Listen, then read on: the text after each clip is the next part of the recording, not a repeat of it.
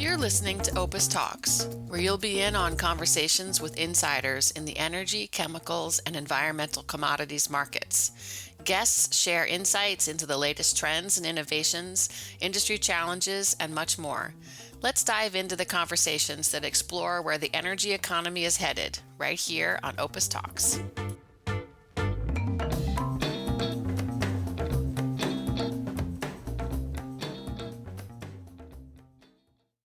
Hi, everybody. I'm James Stevenson, and welcome to the latest Opus Talks podcast. Today, we have the third episode of our Tariff Talk podcast, and really appreciate all of you joining us today. With me, as always, Charles Dayton. How's it going, Charles? Hey James, good. How you doing? Good. It's a pretty interesting world we keep seeming to be living in, and that'll obviously be the focus of today's episode. As if you don't know, Tariff Talk is a newsletter that we write weekly, sometimes twice a week. Charles is the lead writer. I think he writes probably 90% of them, and they tend to talk about macroeconomics or geopolitics, and in all cases, we try to tie it back to the commodities that we cover. And those commodities are ones that produce electricity or that produce steel, as well as a couple of others. But why don't we get straight into it? Look, the Iran conflict, I think, is topic number 1, 2, and 3. I'm in Asia right now, and it's certainly been the main thing that I've been talking about with clients. There's a huge amount of uncertainty flowing out of this thing, and really a lot of that uncertainty revolves around the timing. Now, Charles, you did some game theory analysis probably a couple of months ago now, and your concern coming out of this was that this thing could drag on for a while. I think maybe that's not where the market has been pricing things, but could you maybe first just give us a general overview of that kind of game theory concept of how this plays out and how and if it sort of points towards a resolution? Yeah, sure, James. When we wrote the game theory piece, we argued there are basically three players in this game theory, this repeated game between each other. There's, of course, the United States and Iran, but there's also Israel, which we think has kind of a power in terms of any kind of a peace negotiation. So when we saw the war first starting, there are a couple of different ways one of those three can kind of overpower everyone else. If Iran and the US were able to overthrow the Iranian regime, as was the original plan, and there was a popular uprising, and we were building McDonald's in Tehran tomorrow. That was kind of one of the ways this would have ended. And I think that was the hope on how this would have ended. The decapitation strike of Khamenei and everything else. That was what we were trying to do here. As soon as that didn't work, we ran into an issue of, okay, well, what positions or what different scenarios could we see where all three of these different parties with different goals would be happy? And our first problem was that uh, the U.S. and Israel, after bombing Iran pretty heavily last June and claiming they had taken out all of their nuclear abilities, one of the big reasons for doing this again now was ostensibly because there were still concerns about a potential nuclear escalation or nuclear pathway for Iran. There's nothing that we saw in the bombing that would imply that that concern has changed if it was anything different than it was last June. And there was really no difference there. So, kind of on the outset here, we have a really big issue of the goals weren't very well defined in our view, and the goals that they had, we didn't really see a whole lot of incremental difference from last time. So, we're sitting here now. The Iranian regime appears stronger than ever. They didn't control Hormuz and act as a tollkeeper before, and they're doing it now. They were much more effective if you read some of on how effective they were at targeting some of our U.S. assets. They were much more effective than we or anyone else ever thought they would be. Most of the more restrained individuals have been killed. It looks like the hardliners are more in control. So with all of that, if the status quo of a free and open Hormuz, nuclear abilities were supposedly wiped out back in June, and rumblings of that are worse now. The new government in charge is more hardline than it was before. If the status quo before all of that was not acceptable, it's very hard to see how the status quo now is, and that's why we just didn't see any kind of a situation where all three sides would have some kind of a ceasefire. I think what's interesting in that is that this sort of points to something that I guess limps along for a while. We've kind of described the current situation as a bit of a détente, right? And I don't necessarily think that's been a deliberate target, but it's kind of where the default has moved. But it doesn't seem like markets are currently pricing a medium or longer term. There still seems to be a sense in the market that, oh, this thing goes away relatively quickly. What are your thoughts about that? I think that's a good point, and this is what we said, last tariff talk we had, how we thought this was going to keep dragging on, and we were worried about talking about it again this month, and here we are. The biggest argument against that was markets were not pricing that, right?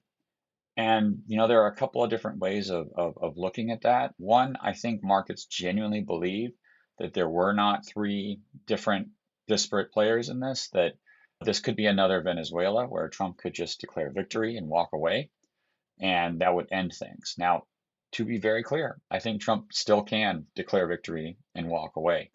I think it massively damages the US standing in the world. I think it makes Iran the fourth superpower in the world that we only share right now with Russia and China.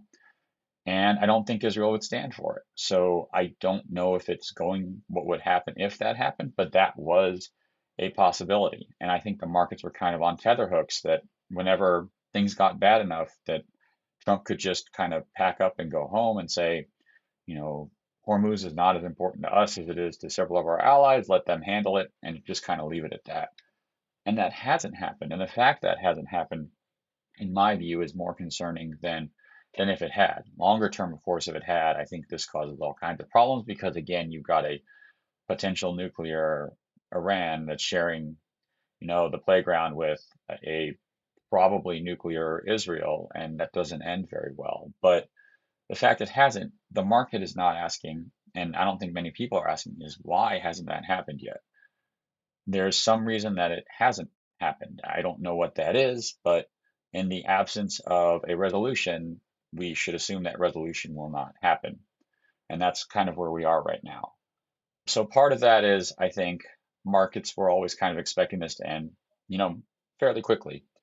The other part of that, though, is, again, this is if you want to actually start to look and get a feeling of how apocalyptic it would be if we actually ran into a real and true oil shortage. Most of these traders haven't seen any kind of real shortage in our lifetimes, right? We saw, I guess during COVID, we saw a shortage in toilet paper. I wouldn't argue that, oil is not a whole lot different, right? Because toilet paper is one of those things you don't really care about till you don't have it. And once you don't have it, it's the most important thing in the world, right? And that's with oil as well. So I think a big part of it is this is kind of a trader class and an entire ecosystem that is used to, during COVID, we were running into serious issues, so we printed money and we got out of it. And there seems to be a Fed put that will always print money and kind of, buy our way out of things. It'll be okay. You Mm. can't print barrels of oil, James. So that's part of the issue here. I think the market might be a little bit mispricing, and so that it's something that we haven't really faced in quite a long time, at least in my lifetime, a real shortage of something as essential as oil. Charles, I just want to pick you up there. You mentioned Iran as a superpower. I've read a few places online talking about this. Can you expand that concept? Because I imagine some of our readers are kind of like, wait, what? What are you talking about? Yeah, sure, James. And with all fairness, I would agree it seems a little hyperbolic to just give it that blanket definition. But I think when you start to think about it, it kind of makes a little bit more sense than it may seem to on the surface. So, first, we're saying we would view this if and only if the US stood up, walked away, said Iran can have Hormuz and just deal with things and we're going to go home. And again, that makes sense purely from a financial perspective, right? We have a $35 increase in oil because of geopolitical issues and the oil that's not coming through the strait. Go ahead and let Iran take $2 a barrel, and that's a lot less than 35, and everyone's happy, right?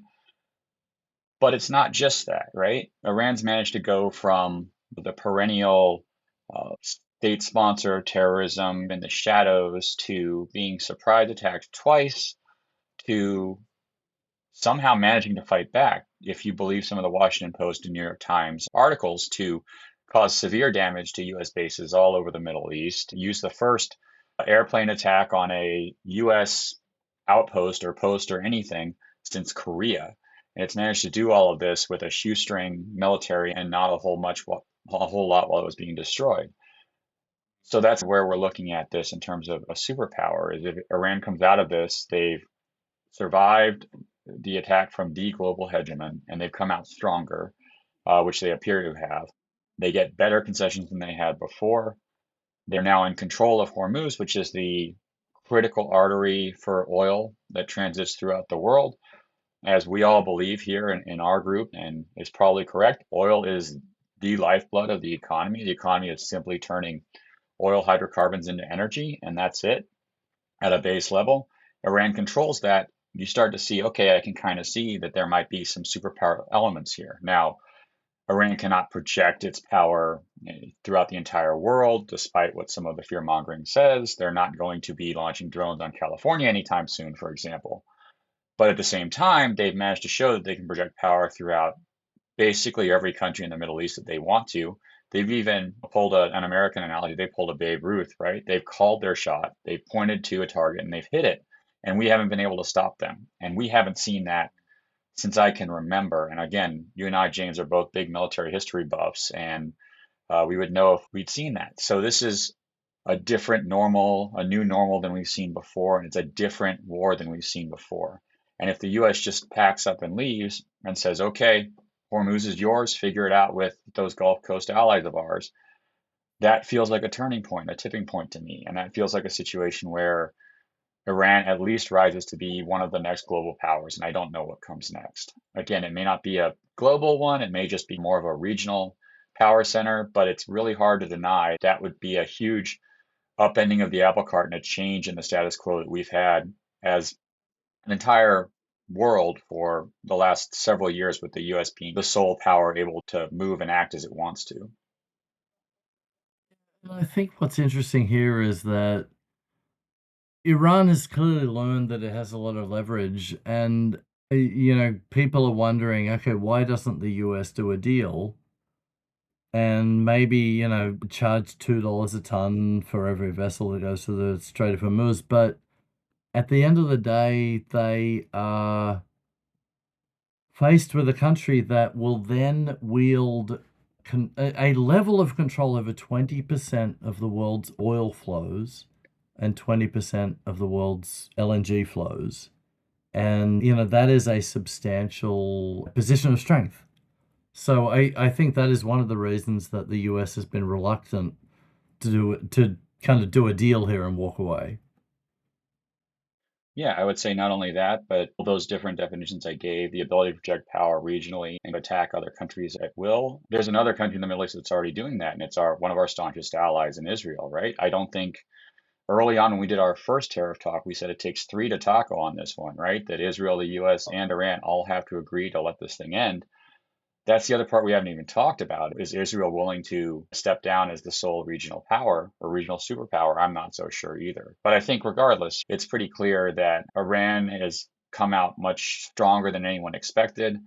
If we walk away with Iran in an even stronger position than when we attacked, at least geopolitically, I don't see that ending well. And that's why I view it as Iran emerges as a superpower, at least a regional one, if we decide to walk away and just this play out without us. I think one area that I think are starting to feel the pinch a little more is distillates, namely gasoline and diesel. I just spent a week in Indonesia, and there's a lot of discussion about diesel, and mainly it focused on higher costs. Okay, there was one coal miner we spoke to who said that their costs were up 30%, 30. Most of them said somewhere in the order of 15 to 20%. Interestingly, there was a lot of talk about electric trucks. A few producers who are already invested quite a lot in electric trucks, I think felt very, if perhaps serendipitously, they felt very happy that they'd done that. Generally, motivations were things like ESG and stuff like that.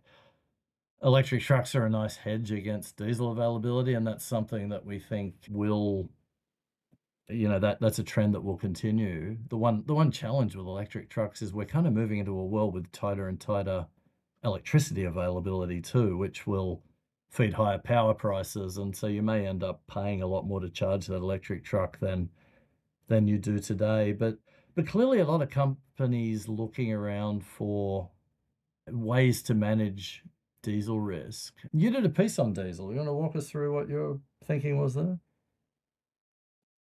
Yeah, and you make a very good point about part of the outlook of this. It's just assuming this kind of ends fairly soon because kind of the alternative is hard to contemplate right now. We had a major American coal producer last week report earnings, and their cost expectations for 26 didn't go up a penny. And when they were asked why, they said, well, we expect diesel prices to come back down, even though we burn 22 to 23 million gallons of diesel a year in our operations. Something is going to be incorrect there. We're looking at what diesel today, in the high fives, mid to high fives. Before this war started, we were more in the threes. So it's been a huge kind of shock there. Now the question, which I don't know if you meant to get to, we kind of got to, and it's an important one is does that mean that, higher diesel means higher prices? And, that's kind of difficult to say, right? To your point, diesel is an input and a feedstock into a myriad of different things. But for the average consumer, unless you're one of these, weekend warrior types in a Ford F-150 driving your diesel truck, you don't really care about diesel prices. But every single thing that gets delivered to your grocery store gets delivered at some point uses diesel. So it matters quite a bit, but just not directly. And the answer to how much this will affect things is more of a question of how much the consumer is willing to absorb higher prices. So while costs may increase, margins are quite strong right now across all industries. So will that lead to higher prices? I guess we'll see. But part of the issue here, which you pointed out as well, is all the global strategic petroleum reserves, with the exception of some in Japan and some in a couple of countries in Europe, they're in oil. They're not refined products. So you also have an issue here of, are you going to be able to have oil get to where it needs to go and have the refining as well? It's not just an oil issue, right? It's downstream of oil as well. And your two largest refiners in the world by far are the US and China. We're basically neck and neck in terms of our refining capacities. The US has been ramping up refining like crazy. If anyone looks at some of either the EIA or some of the other statistics for how much we've been drawing down oil and refined products each week, we're talking 10 to 20 million barrels. It's a huge number. Remember, the SPR is a little over 300. It's not a whole lot of room to continue doing that every week. So with that, you also have, it's not just going to be an issue of oil, it's going to be an issue of oil products as well. And that's really hard to kind of quantify the risk for that. And I've been talking about a risk a whole lot. I know you've been looking into risk management as well, James. Maybe talk a little bit about kind of how you're seeing the risk management fit into all of this, because it really feels like when it's a tail risk, it's just kind of ignored, even if the tail risk is starting to stare you in the face like it appears to be now. Yeah, it's a great question, and I find risk fascinating, and motivations around risk management or motivations to not manage risk in ways that I'd view as sufficient. I think certainly coal, I think dry commodities in general tend to undermanage risk, and we talk a lot about, the amount of sales that are done on index, with companies tending to have a pretty small portfolio of fixed price, buying or selling. And obviously when you're managing pricing as a business, you want to make sure that your sales are above your cost, right? And so it makes sense to lock in a certain portion at fixed price, and then make sure you manage your costs and you continue as a solvent business. But most certainly coal producers and buyers don't do that. They buy and sell most of their product on index, so they don't control the price. And one of my colleagues, likes to say that that's effectively taking on risk, right? You're adding price risk to your portfolio. I think diesel is a really interesting one because there was one CEO I was reading a transcript from who said something to the effect of, "Oh, diesel just wasn't a risk." And I read that and I thought, well, hang on, everyone's been talking about the possibility of the Strait of Hormuz being closed, really, what, of 47, 48 years or whatever it is. It's not that that risk hadn't been identified, that risk had been discounted. And I think one of the challenges in risk in general is that it often becomes viewed as a cost. It's kind of like insurance, right? Insurance is, if you look at a 1 or 2 year period, insurance just looks like something that costs you money. But that 1 year in 10, where maybe you have a car accident or something, it pays for itself, or at least it comes close to. So risk in the same way, the fact, to your point, I'm from Australia, and the thought that Australia had crude oil reserves, sensible, but despite being one of the biggest mining companies in the world, didn't have diesel reserves and has pretty small refining capacity. It's difficult to not view that as something where, maybe that risk should have been flagged and acted upon. It's not easy because it is viewed as a cost effectively usually, and then it's, you're sort of relying on oversight, a board perhaps or a CEO or whatever to say, hey, we really need to be managing this risk. So I think it's, and it's not something that seems likely to go away, but I feel like risk management has just been something in the dry commodity space that's sort of been underdone for a long time, and it leads to situations like this. We've been studying risk for decades, if not centuries, and there are ways to manage it, and yet we often choose not to, and I find that really interesting. Do you think countries are finding a religion here on it? Or, I'm looking I this morning at WTI oil, it's still below $100 a barrel. Do you think I mean, I we think, need a lot yeah, more that pain for that, or are we there already? that is, I mean, it's wild that we're there. Look, I think countries are starting to manage it, and I think I was very refreshed to see Narendra Modi come out over the weekend and say, please carpool to work, please go back to kind of COVID-ish behaviors like working from home and so forth, because they want to preserve, well, I mean, primarily gasoline in that space. But if you use less gasoline, then you can crack more distillates to diesel and so forth. So, but I know governments don't want to ration, not maybe because they don't think it would be sensible to do so, but I think it sends a signal to the consumer, hey, this is a big issue. And hey, if you've got cash and you were thinking about buying a new car or a new TV or something, maybe now's a good time to not spend, right? And generally, governments want their consumers to be spending money and keeping money circulating through the economy. So I understand why there hasn't been that much rationing. We have seen it in some countries in Asia. But for that reason, I think it was very refreshing to see Modi come out and urge, consumers to try to preserve gasoline. The other thing is that I think countries have adopted an expected case view. And when you're managing risk, you don't plan for the expected case, you plan for a downside case. So I used to work at a utility in Australia, and when we bought coal, we didn't buy coal based on how much coal we thought we would burn in a given summer or winter. We bought enough to make sure that we had enough if it was a hot summer or if it was a cold winter.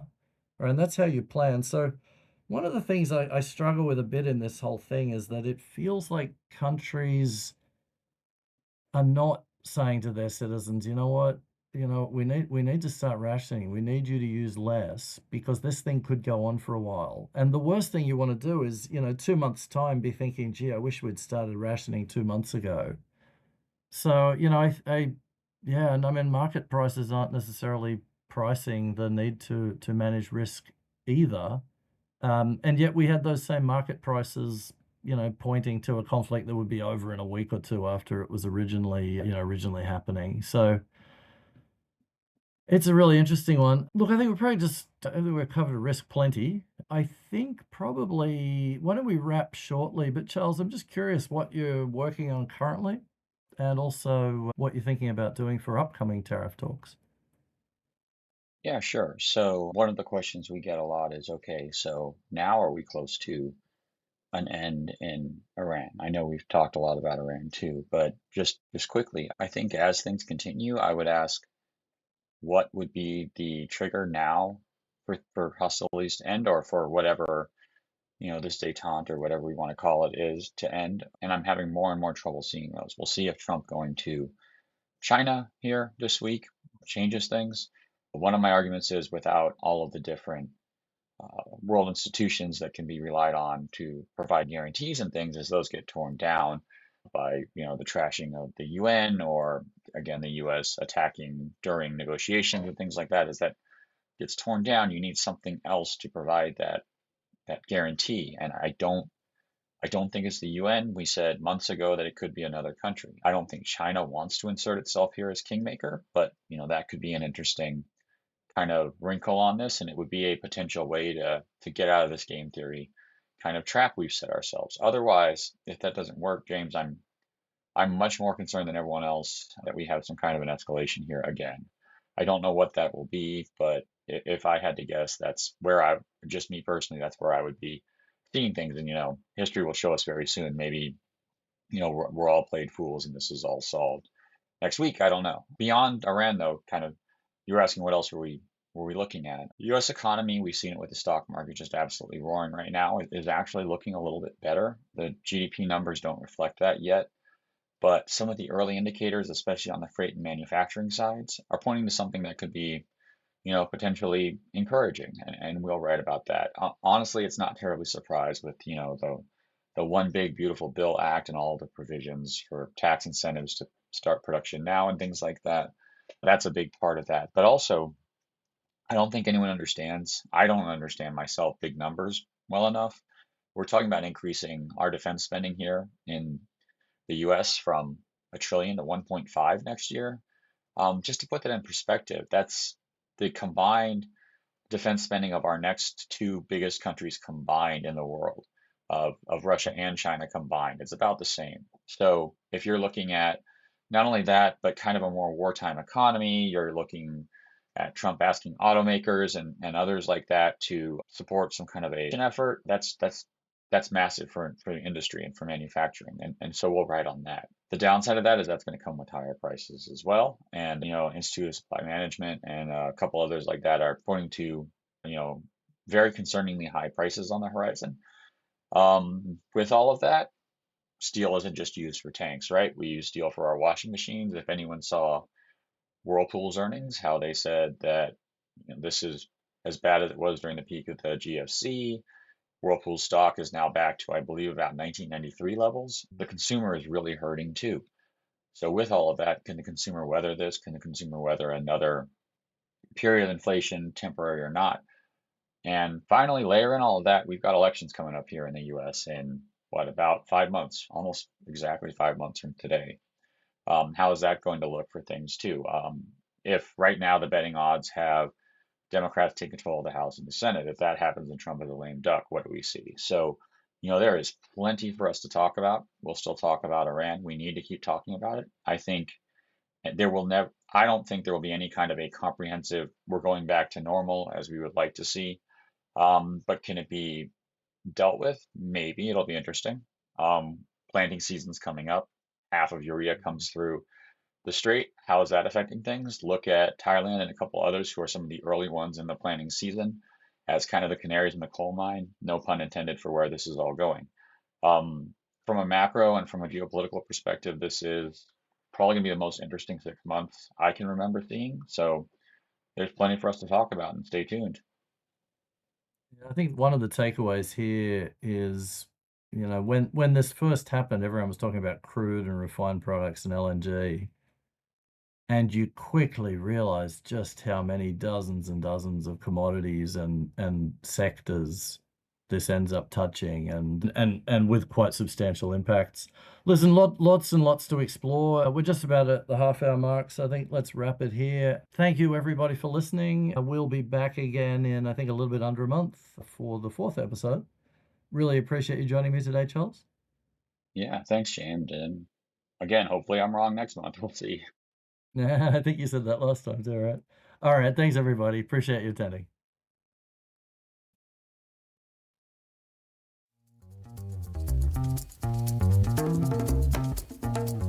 We hope you've enjoyed today's insider conversation on Opus Talks. Join us next time for a deep dive into another industry insider's world. You can find more Opus Talks episodes at opusnet.com/podcasts or wherever you listen to your favorite podcasts.